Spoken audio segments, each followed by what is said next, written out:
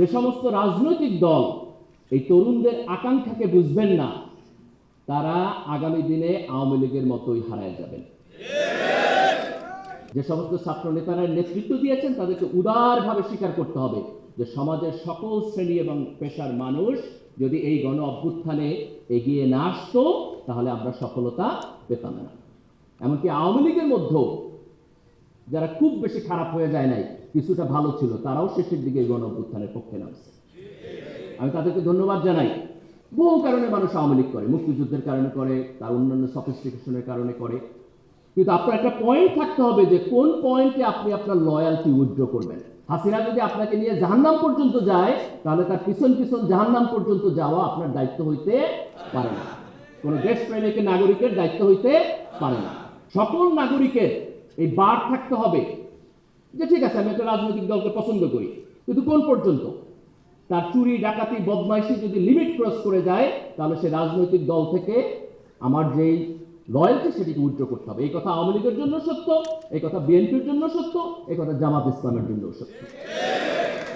আমার মস্তিষ্ককে, আমার লয়্যালটিকে আমি সীমানাহীনভাবে কারো কাছে ছেড়ে দিব না, ইনশাআল্লাহ। তাহলে জুলাইয়ের গণ অভ্যুত্থানে সকল রাজনৈতিক দলের কন্ট্রিবিউশন ছিল, এটি আমাদেরকে স্বীকার করতে হবে। জাতীয় ঐক্যের জন্য এটা আমার প্রয়োজন। আমরা যদি অল্প কিছু লোক যদি মনে করে যে না জুলাইয়ের গণ অভ্যুত্থান আমি করেছি আর কেউ করে নাই, তাহলে তার মধ্যে দিয়ে আমাদের যে জাতীয় ঐক্য সেটি হবে না।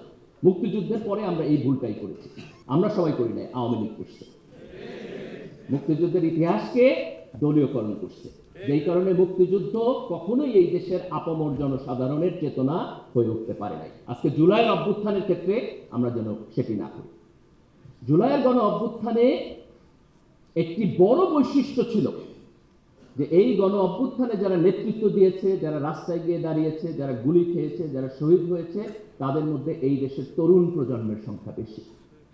তাদের বয়স 25, 30, 35। এটা হচ্ছে এই আন্দোলনের সবচেয়ে ওয়ান্ডারফুল জিনিস। আজকে এই গণ অভ্যুত্থানের স্পিরিটকে ধারণ করে আমরা যদি সামনের দিকে যেতে চাই তাহলে তরুণদের আমাদের জাতির বিনির্মাণের যে প্রক্রিয়া তার মধ্যে তার পার্টিসিপেশনকে নিশ্চিত করতে হবে। যে সমস্ত রাজনৈতিক দল এই তরুণদের আকাঙ্ক্ষাকে বুঝবেন না, তারা আগামী দিনে আওয়ামী লীগের মতোই হারায় যাবেন। আজকে বিএনপি এবং জামাত ইসলাম বাংলাদেশের দুইটা বড় রাজনৈতিক দল, আমি তাদেরকে অনুরোধ করব যে আপনারা তরুণদের আপনাদের রাজনীতির মধ্যে আরো বেশি করে নেন। আপনাদের স্থায়ী কমিটির অন্তত 50% লোকের বয়স 50 নিচে হওয়া উচিত।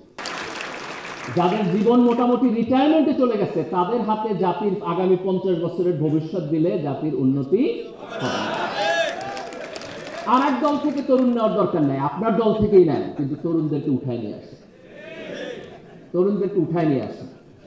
তাইলে পরে আপনারা বুঝতে পারবেন যে তরুণদের পালস কি, তারা কি চায়, তারা কিভাবে চায়।